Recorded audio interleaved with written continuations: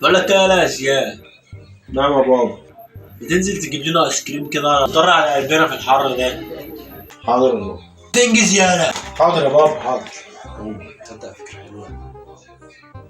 نجيب ايس كريم نجربه في الحر ده.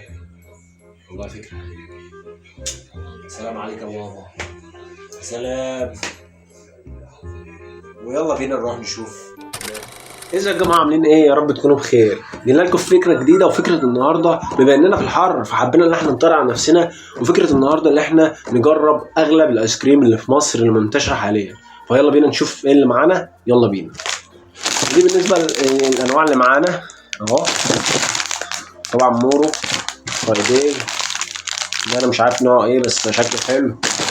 وده فرايداي عم جمعه، وده ميجا، ودي فرايداي بس او دي مش فرايداي بس حلوه برضو البيستاشيو. ودي معانا فرايداي فريسكاس شكلها فاجر. فيلا بينا نشوف مع بعض الحاجات اللي هنجربها. طبعا الايس كريم ده متقسم معانا لثلاث انواع، ب10 وب15 وب20. طبعا احنا مع بعضنا بقى واحنا بنتصور كده واحنا بناكل اقول لكم الاسعار مع بعض. فيلا بينا نروح نبدا. معانا اول ايس كريمين نبدا من 10 ل 20. فنبدا مع بعض. اول نوع معانا اللي هو ده فرايداي عم جمعه، كومبو فانيليا وكراميل. تمام. يلا بينا نختار مع بعض.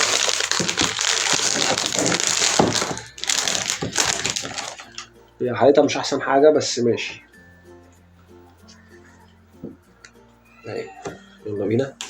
بسم الله الرحمن الرحيم.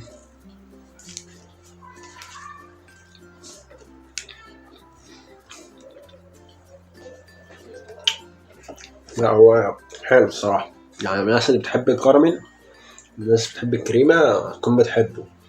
ف ده فاجر. تقييم اخليه في الاخر. اهوت اول واحد ب10، خليه في كيسته كده برضه عشان نكون عارفين. على تاني واحد اللي هو ده فانتاستيك. تعالوا مع بعض نشوفه. هو بالبيستاشيو اهو. يلا بينا. بسم الله الرحمن الرحيم.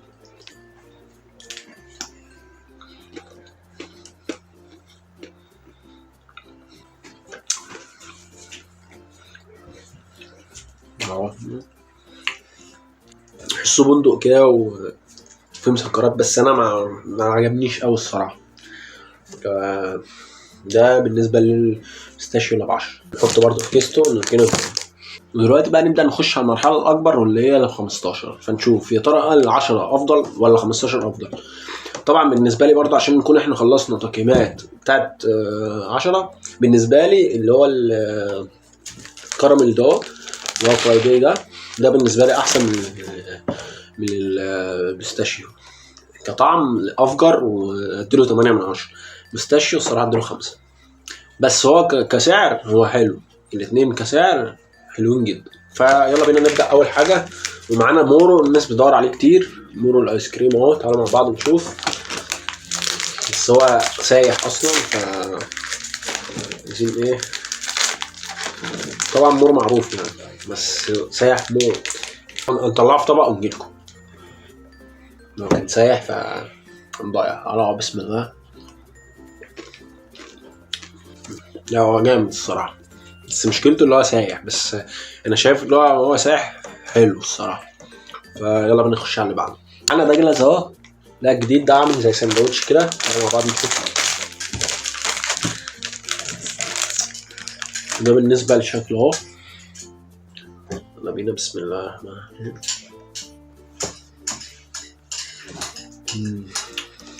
حلو الصراحه، طعمه حلو الصراحه. اللي بيحب البسكوت وكده فهتلاقي طعمه حلو. بالنسبه له هيبقى فرايداي لعشاق الشوكولاته. ده اهو. يلا بينا. بسم الله الرحمن الرحيم.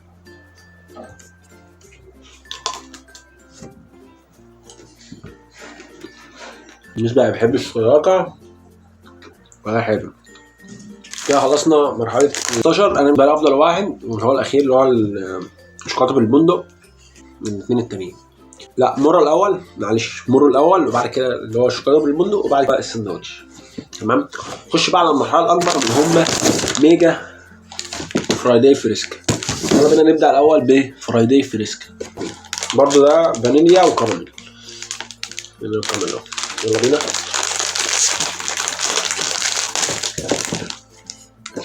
عظمة. بسم الله.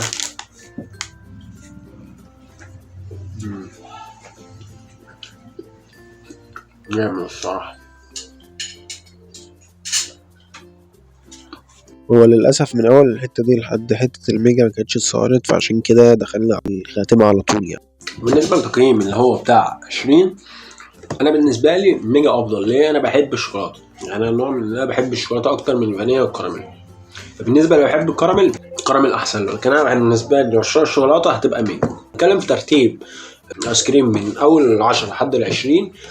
أنا بالنسبة لي أول واحدة ميجا، تاني واحدة فريسكا، المورو، وبعد كده اللي هو البلمود، بعد كده اللي هو الكونو اللي هو فرايدي اللي ب10 جنيه اللي هي كراميل فانيليا.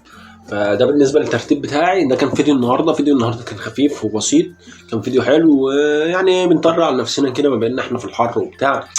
فانا قلت ايه نطرق على نفسنا فيديو صغير بفيديو خفيف بقى بعيد عن الاكل بقى والوصفات والحاجات. يعني الفيديوهات ديت انا بحبها شويه. فده كان فيديو النهارده. الجزء الثاني ممكن نعتمدها كوبايات بقى. طبعا لو انت عندك اي وصفه او اي ترند او اي تحدي عايز نعمله اكتبوا لي تحت في الكومنتات. واتمنى لو فيديو يكون عجبك، ولو عجبك يا ريت تشترك في القناه وتفعل زر الجرس عشان يوصلك كل جديد، واكتب لي كومنت حلو تحت يشجعني. واشوفكم الفيديو الجاي. سلام.